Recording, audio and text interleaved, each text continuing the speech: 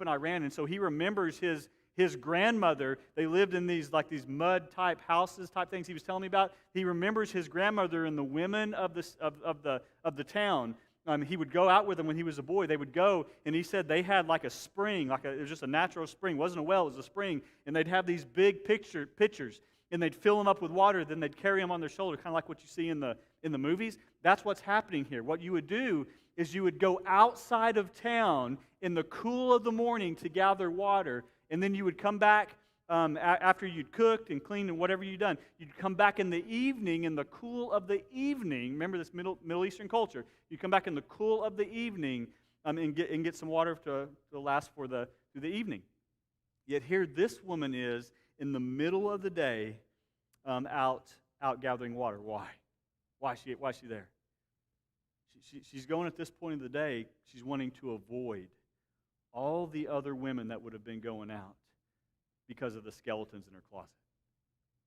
Now you know sort of how people are treated when they've made some sins, some taboos, right? And so she probably was used to everyone laughing at her, talking behind her back, saying awful things about her, so much so that she said, I'm not even going to go out whenever everybody else does. I'll risk the danger of going by myself. I'll risk the heat of the day because I know they're going to throw it in my face, the things that I've done. That's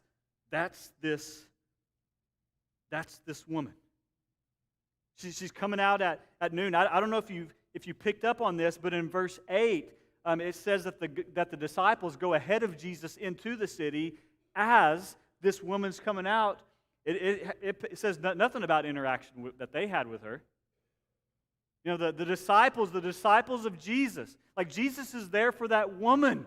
He stays behind for that woman, and they don't even notice her. They're going into town. She's coming out of town. They're probably crossing on the other side of the road, probably looking the other way, probably snickering as they go by, probably talking about her because they're thinking in their mind, I wonder what she's done.